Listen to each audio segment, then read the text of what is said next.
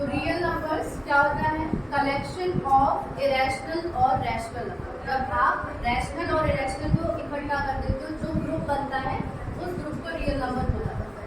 और इसमें भी आप ऐसे डेफिनेशन तो बोल दोगे रैशनल इरेशनल, लेकिन इसका मीनिंग भी तो पता होना चाहिए। सिर्फ रटना थोड़ी ना, मीनिंग क्या होता है वो भी तो क्लियर होना चाहिए। तो रैशनल का मतलब क्या होता है? एक simple meaning, P by Q की फॉर्म में जिन नंबर्स को लिखा जा सकता है उन्हें रैशनल नंबर बोला जाता है, जिन्हें P बाय Q की फॉर्म में लिखा जा सकता है, जैसे कि 2/5 एग्जाम्पल। इसमें ये P है, ये आपका Q है ना, लेकिन ये तो सिंपल डेफिनेशन हो गई।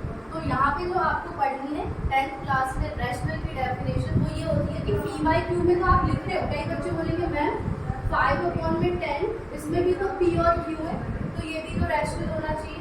होगा कि नहीं ये आप लोगों का क्वेश्चन। लेकिन मैं अगर इसमें 10th में देखूँ तो 5/10 अभी रैशनल नहीं है। क्यों? क्योंकि यहाँ पे रैशनल की डेफिनेशन क्या बोल रही है आपके चैप्टर 1 में, जो मैं पढ़ा रही हूँ कि rational number P by Q में तो हो, लेकिन जो P और Q हो ना वो प्राइम नंबर क्या हो? प्राइम मतलब इन दोनों में, ये दोनों किसी सेम नंबर से डिवाइड नहीं होने चाहिए। लेकिन 5 और 10 जो है वो तो 5 से डिवाइड हो जाएंगे दोनों, तो ये रैशनल का कॉम्बिनेशन नहीं बनता। तो आपको डेफिनेशन कैसे बोलिए? रैशनल नंबर वो होते हैं जो P बाय Q की फॉर्म में हो, जहाँ पे P और Q क्या होने चाहिए? आपके प्राइम नंबर। समझ गए कि नहीं? तो मैं अभी आपसे पूछूं कि 2/8 क्या रैशनल है? क्योंकि ये भी 2 से डिवाइड होता है। तो ऐसा पेयर जिसमें कुछ कॉमन नहीं आता उसे ही आप रैशनल बोलोगे। जिसमें कॉमन आ गया, जो सेम नंबर से डिवाइड हो गए, वो आपके रैशनल नहीं होंगे। क्लियर है? अब रौनक मुझे बताएगा क्या ये रैशनल है? रीजन किसके टेबल?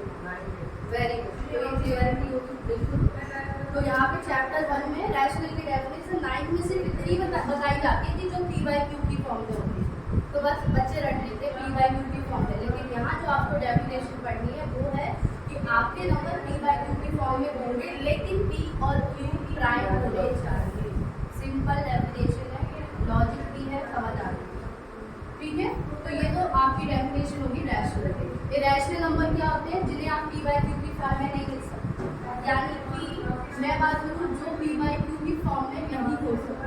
इसका एग्जाम्पल सिंपल है, मैंने यहाँ √2 लिखा, ये P बाय Q की फॉर्म में है नहीं है ना? और इसमें एक चीज और हो रही है कि इसका कंप्लीट स्क्वायर रूट नहीं होता। कंप्लीट स्क्वायर रूट पता है क्या होता है? सभी को पता होना चाहिए। मैंने यहाँ 4 लिखा तो 4 का स्क्वायर रूट क्या होता है ये पता है। मैंने लिखा 25, इसका क्या होता है? तो ये जो नंबर्स मैंने लिखे हैं रूट के अंदर, ये परफेक्ट स्क्वायर रूट है, क्योंकि इनका आपको कंप्लीट परफेक्ट स्क्वायर रूट पता है क्या होता है। लेकिन 2 किसी का स्क्वायर रूट नहीं होता। ऐसे मैंने भी 2 स्क्वायर रूट होता है, किसी नहीं होगा। यानी कि ऐसे नंबर्स जो रूट के अंदर आपने लिखे हैं वो सारी प्राइम, जिनका स्क्वायर रूट पॉसिबल ही नहीं, जिनका स्क्वायर रूट होता ही नहीं है, उनको आप इरेशनल नंबर बोलते हैं। क्लियर है? समझ आ गया? इसका जो इम्पोर्टेंट एग्जाम्पल है क्या है इरेशनल का? बताया भी था डेमो वाले बच्चे को। 0। वाह वाह वाह, क्या पाई। एक नंबर में क्वेश्चन आ जाता है, क्योंकि ये याद ही नहीं रहता, बस ये नंबर याद कर लेते हैं जो रूट के अंदर, वो नंबर जिनके स्क्वायर रूट नहीं होते वही इरेशनल होते हैं। लेकिन सबसे इम्पोर्टेंट जो आपको ऑप्शन में 1 नंबर में पूछा जाता है मोस्टली इसी टाइप का, पाई से रिलेटेड आता है। तो आपको पता होना चाहिए पाई जो है वो भी इरेशनल नंबर होता है। पाई की वैल्यू 22/7 है ना? 3.17 करके कुछ होती है वैल्यू, अगर पॉइंट में निकाली जाए तो वो भी इरेशनल है। तो आपसे पूछा जाएगा पाई रैशनल है इरेशनल है, आप बोलोगे इरेशनल। क्लियर है कि नहीं? समझ गए? एंड रैशनल में important example 0। 0 is a rational number. अब आप कहोगे 0 में सिर्फ P दिख रहा है, Q तो है ही नहीं, तो इसको तो बना सकते हैं ना। 0 को क्या लिख सकते हैं? क्या मैं 0 के अपॉन में 1 लिख दूंगी तो 0/1 तो 0 ही आना है ना। आपको पता है 0 के नीचे कोई भी नंबर लगा दो आंसर 0 ही बाई क्यू की फॉर्म में उसे आप लिख सकते हो। तो 0 को रैशनल में आपको रैशनल की कैटेगरी में रखना है और 5 को इरेशनल। ये इंपॉर्टेंट एग्जाम्पल है जो पता होना चाहिए। क्लियर है? समझ लें। 0 के नीचे 2 लगा दो, 20 लगा दो, 100 लगा दो, आंसर 0 ही आना। तो उसे आप p बाई क्यू की फॉर्म में बना सकते हो, इसलिए 0 इज अ रैशनल। क्लियर हो गया? ठीक है, चलिए। तो ये रैशनल और इरेशनल की डेफिनेशन जिनसे मिलकर क्या बनता है क्लियर हो गया। तो ये आपको एक थोड़ा सा इंट्रोडक्शन मिल गया। इसके बाद जो आपको एक्सरसाइज 1.1 जो आपकी बुक की उसमें जो पढ़ना है उस पर आप इसमें किसी को कुछ डाउट तो नहीं है? चलिए, अब आपको जो सबसे पहली थ्योरम पढ़नी है चैप्टर 1 में, सबसे पहली थ्योरम रोशनी फर्स्ट थ्योरम कराई थी। क्या नेम है उसका? फंडामेंटल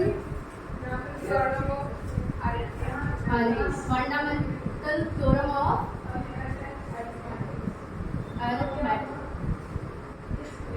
ठीक है, ये थ्योरम का नाम है। इस पे रिलेटेड क्वेश्चन आपको करने हैं। इधर देखो, बातें नहीं। अब आप सिर्फ इधर देखो। अभी वो मैं कराऊंगी ना, बुक जब बोलूंगी उसमें तब देखना, अभी सिर्फ इधर।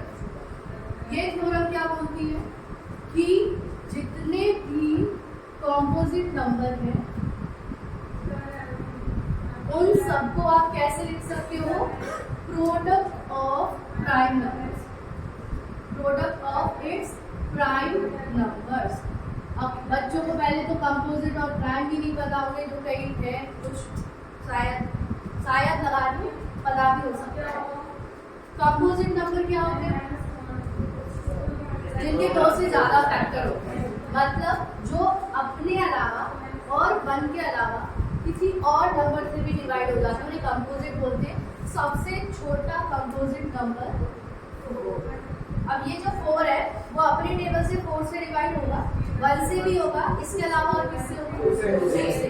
तो इसीलिए कंपोजिट की डेफिनेशन होती है जो 1 और अपने अलावा किसी और नंबर से, अदर नंबर से भी डिवाइड हो जाते हैं, उन्हें कंपोजिट नंबर बोलते हैं। ठीक है, और यहाँ पे मैंने लिखा है प्राइम नंबर। प्राइम नंबर क्या होते हैं? जो सिर्फ अपने टेबल से और 1 से। क्लियर है ये चीज? तो हर एक कंपोजिट नंबर को आप प्राइम नंबर में लिख सकते हो। 4 को अगर मैं फैक्टर करूँ, 4 के फैक्टर 2 2 जा 4, 2 1 जा 2, तो क्या आया? 2 into 2। और 1 तो सब में होता ही है, 1 तो सारे फैक्टर्स में होता है ना, सबको डिवाइड करता है। तो ये बताइए, ये 4 था, ये कैसा नंबर था? और जो मैंने इसके फैक्टर किए, मतलब प्रोडक्ट, मतलब मल्टीप्लाई करते हैं ना फैक्टर्स को, जब आप फैक्टर करते हो, तो ये जो प्रोडक्ट निकला है इसका फैक्टर्स का, ये फैक्टर कैसे है? ये 2 प्राइम है ना, है कि नहीं? 2 प्राइम क्यों है? क्योंकि 2 सिर्फ अपने आप से डिवाइड होता है और 1 से होता है, और किसी से होता है नहीं ना, इसीलिए इसको क्या बोलते हैं? एक और एग्जाम्पल 6 के फैक्टर होंगे 2 into 3 into 1 हमेशा हर एक फैक्टर में रहेगा। तो आप लगाओ मत लगाओ, इससे कोई फर्क नहीं। ठीक है, लेकिन हम डेफिनेशन बोलते हैं ना कि प्राइम 1 से होता है और अपने आप से होता है, इसलिए 1 लगा दोगे तो भी कोई प्रॉब्लम नहीं। 6 के फैक्टर 2 और 3। 2 प्राइम है कि सिर्फ अपने आप से डिवाइड होता है और किसी से होता है? 3 भी। क्लियर है ये चीज? ऐसे ही क्लास एग्जाम्पल 20 के फैक्टर करने में आने चाहिए। 10 जा 2 5 जा 5 1। सबसे पहले स्मॉलेस्ट नंबर से स्टार्ट करते हैं जब भी फैक्टर करते हैं। कई बच्चे सीधा 5 उठा देते हैं, 10 उठा देते हैं, ऐसे नहीं करते। प्राइम फैक्टर्स का मतलब होता है स्टार्टिंग करनी है छोटे नंबर से, तभी करेक्ट सीक्वेंस बैठेगा, आपके जो नंबर लिखे जाएंगे उनके, वरना कहीं ना कहीं गलती हो जाएगी। तो इसको कैसे लिखा हमने? 2 into 2 into 5। देखो 2 प्राइम है, यहाँ भी 12 ये प्राइम है। 5 भी प्राइम ही होता है क्योंकि 5 से अपने आप से ही होगा और एक 1 से होगा और किसी से होगा। तो यही इस थ्योरम का मतलब है। फंडामेंटल थ्योरम ऑफ अरिथमेटिक क्या बोलती है कि हर एक कंपोजिट नंबर को प्राइम फैक्टर्स में लिखा जा सकता है। क्लियर? समझ गए? बस अब आपकी एक्सरसाइज आप कर सकते हो, आपको करना ही कुछ नहीं, बस आपको फैक्टर करने आने चाहिए। फर्स्ट चैप्टर बहुत ईजी, फर्स्ट क्या सारे ईजी हैं अगर हम अच्छे से करें। चल अब आप निकाल सकते हो अपनी एक्सरसाइज, यहाँ किसी को कोई प्रॉब्लम तो नहीं। क्लियर हो गया ये कॉन्सेप्ट क्या है? ठीक है, रौनक समझ गए ना कि हर एक कंपोजिट नंबर को हम प्राइम फैक्टर्स में लिख सकते हैं। पीछे वाली रो क्लियर है? नींद आने लगी है ना अभी से? अभी तो मैंने कुछ भी बस एक थ्योरम छोटी सी बताई है, उसमें ही बड़े चलिए नेक्स्ट अब आते हैं अपने क्वेश्चन। सबसे पहला क्वेश्चन आपकी बुक में 140 होगा, है ना। अब इसमें बोला है कि आपको इसके प्राइम फैक्टर करने, यही बोला है ना, आपको प्राइम फैक्टर करने, मतलब बस फैक्टर कर दो इसके। तो क्या बनेंगे फैक्टर? सबसे पहले किससे करें? 2 से 7 0। कई बच्चों को इसमें भी बहुत प्रॉब्लम होती है, उन्हें डिवाइड करने में वो गलती कर देते हैं, ध्यान से करें। 2 से 35। सिर्फ हमें क्या करना है, ये नंबर एक्स से इसको डिवाइड करते जाना है, फिर जो नंबर एक्स को डिवाइड करके आंसर आ रहा है इसके बाद क्या ये नहीं सीधा 5 से 5 7 जा 7 1, तो यानी कि 140 आप कैसे लिखोगे? 2 × 2 × 5 × 7। बस यही करना है आपको फर्स्ट क्वेश्चन, समझ गए। फर्स्ट क्वेश्चन में बोला है कि आपको ये कंपोजिट नंबर है ना 140 140, ये कंपोजिट है, ये कई टेबल से डिवाइड होता है। इसके प्राइम फैक्टर करने को बोले थे, हमने कर दिया। जितने भी ये नंबर्स यूज हुए सारे ही प्राइम है, इसी को बोलते हैं कि कंपोजिट नंबर को प्राइम फैक्टर्स में लिखते हैं। सिंपल, क्लियर होगा। चलो ये तो हो गया। इसके बाद ये सब लिखने की जरूरत नहीं है, 1 पॉइंट जो करोगे आप, ये एक्सरसाइज बहुत ईजी है, ये ऐसे हो जाएगा। 156 कि 256 156। अब इसके फैक्टर आप बताओ। हाँ बता दे चलो मुझे। 7 8 3 9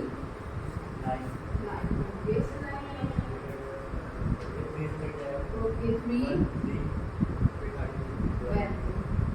यानी कि आपको सिर्फ प्राइम फैक्टर करने, तो आपको डिवाइड करना आना चाहिए, बेसिक चल रही है तो इसके कुछ नहीं। फैक्टर्स क्या है? 2 × 2 × 3 × 13। और देखो जितने भी नंबर है वो प्राइम फैक्टर ही है, वो सिर्फ अपने टेबल से ही डिवाइड। तो ये आपका पहला क्वेश्चन है जो आप कर लोगे कंप्लीट। तो आप मुझे इसका 4th पार्ट और 5th पार्ट करके दिखाइए, है ना। 4th और 5th नोटबुक निकालो करो, क्योंकि मैं सारा करा दूंगी, ऐसे प्रैक्टिस नहीं होगी। एक तो आप ही करोगे,